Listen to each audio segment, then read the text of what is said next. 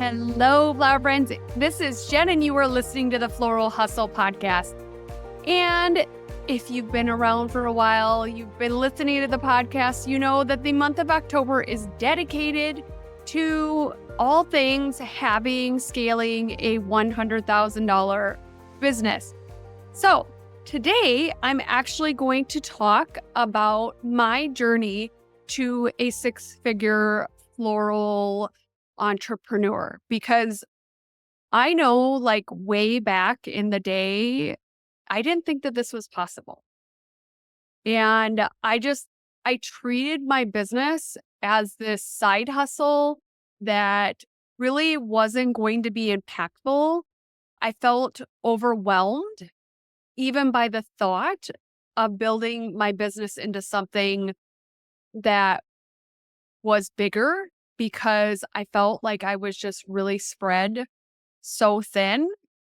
And it really took these kind of big milestones of me going through the loss of my mother, the complete identity shift I went through from when I went from being what I felt like a grown-up important job, like people needed me, people felt like I had a important job, I had a high-paying job, to just being like a stay-at-home mom with this side hustle that, was of course busy, but nobody knew that I wasn't making really any money doing it, that I was working really hard, and my identity was so validated by working really hard, and I was so validated by helping people.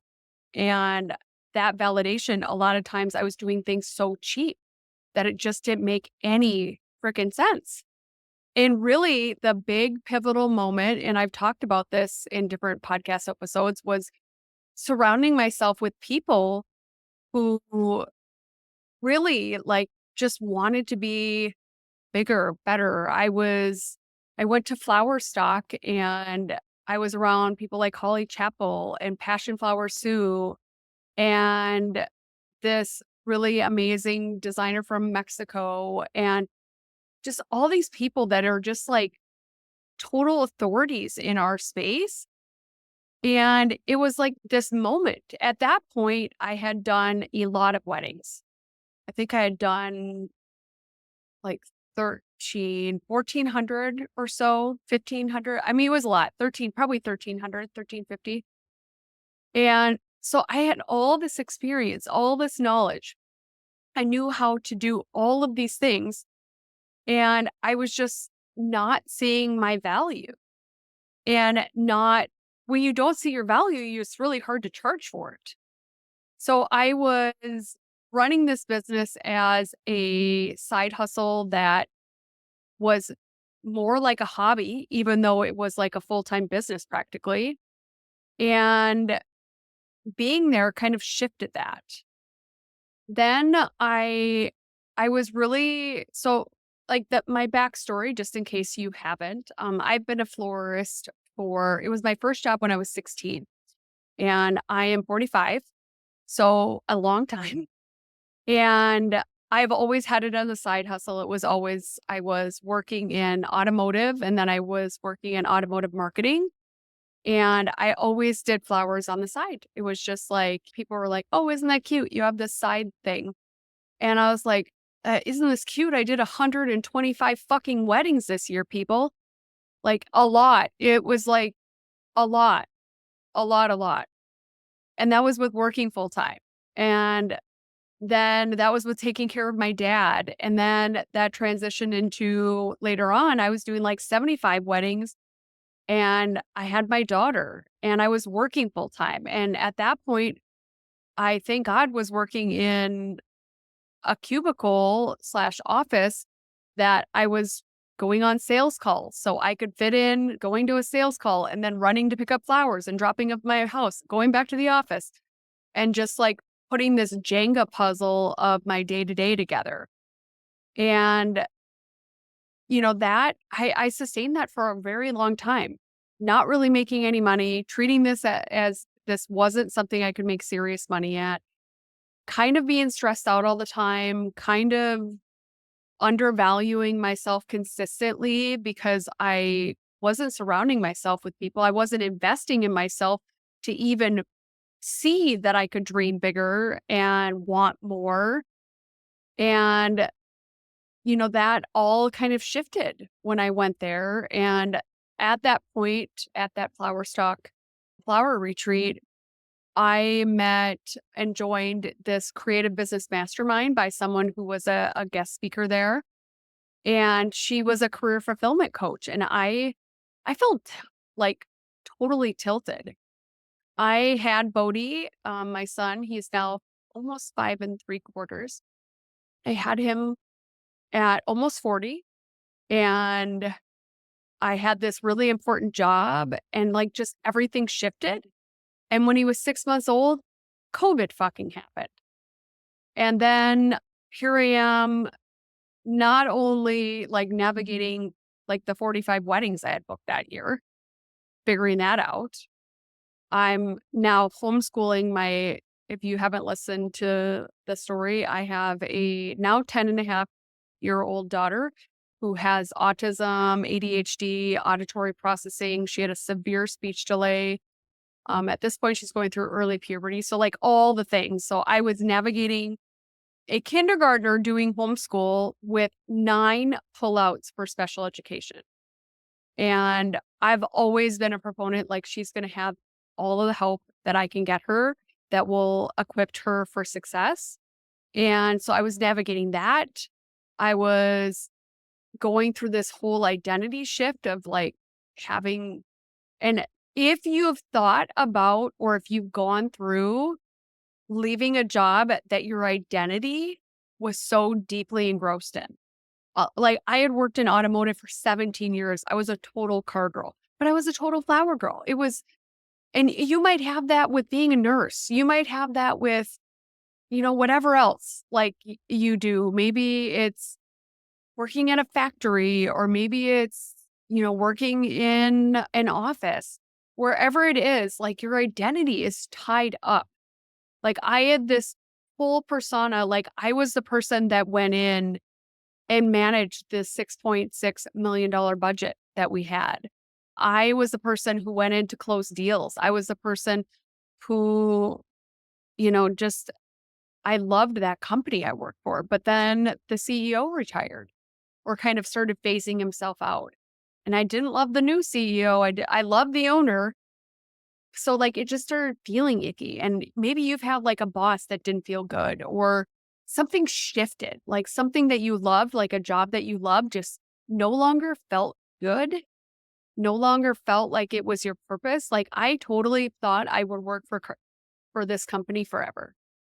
And I still to this day absolutely adore the owner.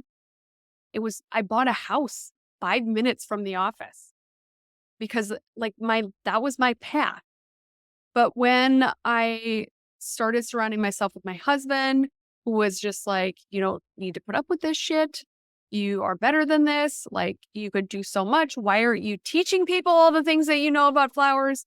On and on. And me going through this thing, like, here I am 40 having a baby. And like, I wanted to be a different mom. I was the primary breadwinner in when my daughter was born because her dad wanted to be a stay-at-home dad. And, so I navigated that. And then him not being around and being a single mom and all the things. And so here I am with this new man, and he's basically telling me, I believe in you. I want this different motherhood. I want this different life. I love flowers. Like, I truly believe being a florist is like my purpose. I love being a florist. I love everything about flowers.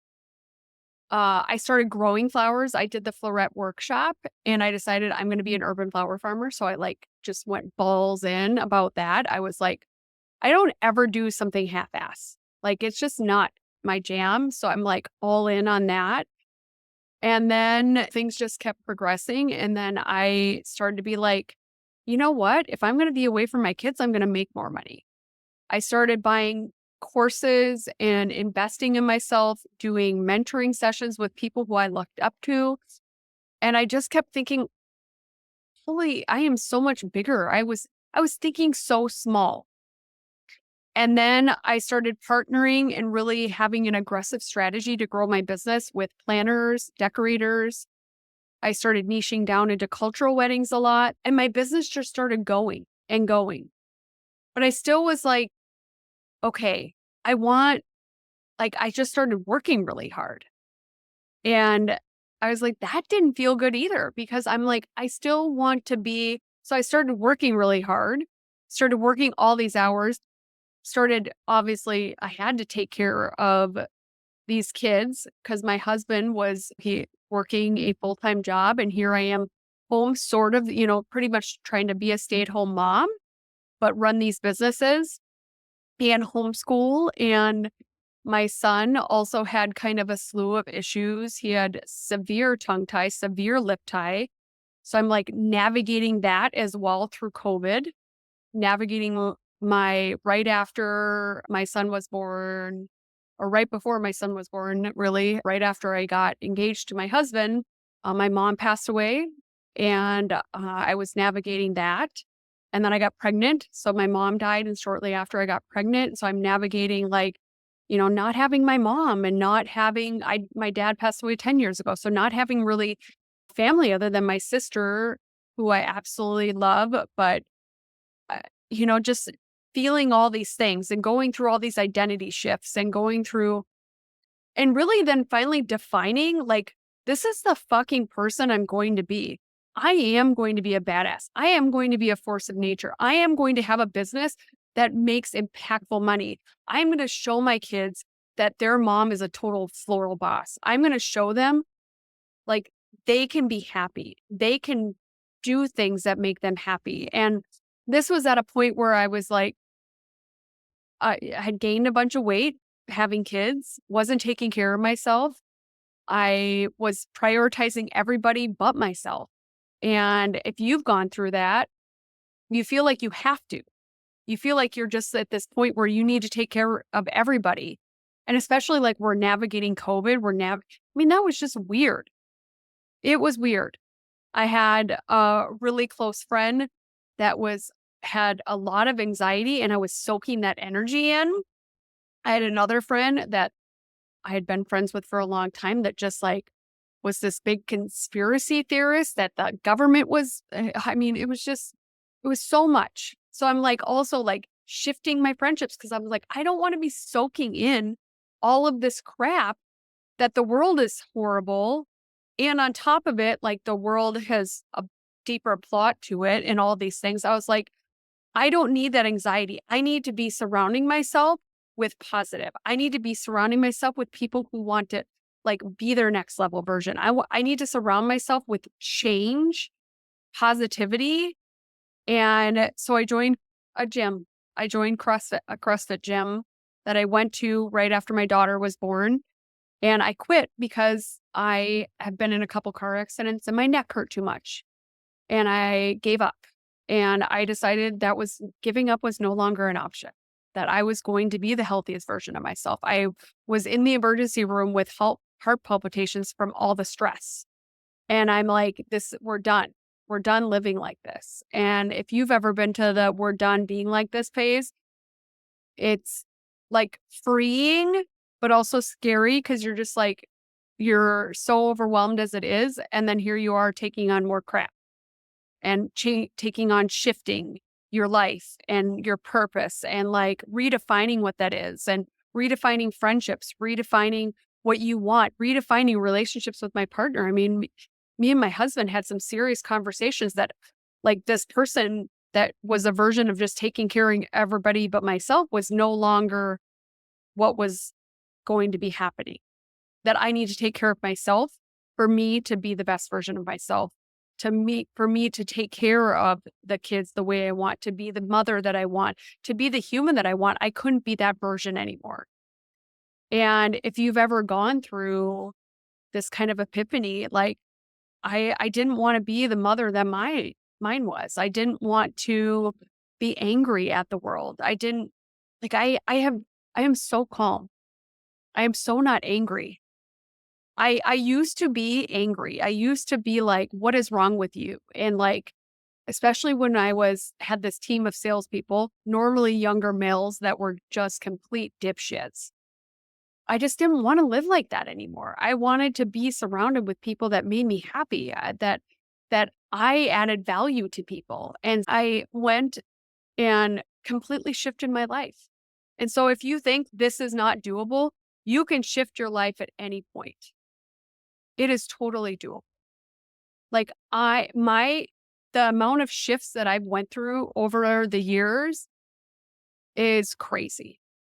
Like, in the amount of and I have talked about this, like the amount of things that have happened to me that are, I mean, you could say terrible, horrible, like just so sad. And I have pushed through that. I've seen so many people climb into a hole that it's really hard to get out of. And I've never done that. And I think that so many people do that. And it doesn't need to be that way. We can be the version that we want. You can now, at this point right now, have the last 2 years have had a $325,000 business a year. I think this year we're going to be more than that. I go to CrossFit. I take care of myself. I go get a massage. I take my kiddos for manicures. I take my kiddos to karate, to jujitsu, to my daughter's starting sling class, which is like the circus silks. I take her to Girl Scouts. I take my son to I took them to an apple orchard the other day. I also am the mother I want. I'm the human that I want. I'm doing pottery class. If you're like this version of you that you want seems so far away, it's not. And so I want to share with you the framework that really is the framework that helped me get here. And I do that. Like in the summer, I have 16 hours of childcare. I'm really lucky now. Bodhi just started kindergarten. So this is very recent shift. And so I do all of that with 16 hours of childcare when I have my children. So whatever thing that you think is in your way, like you can't do it because you have kids or you can. And I know you can. And I want to teach you the framework that really just helped me get my business on track and lay out this blueprint of this is what I need to do and I need to do consistently to get myself to this point. Because when you're here, it feels good. It feels good to have a 6-figure business without stretching resources, without running myself thin. And I want you to feel this way too.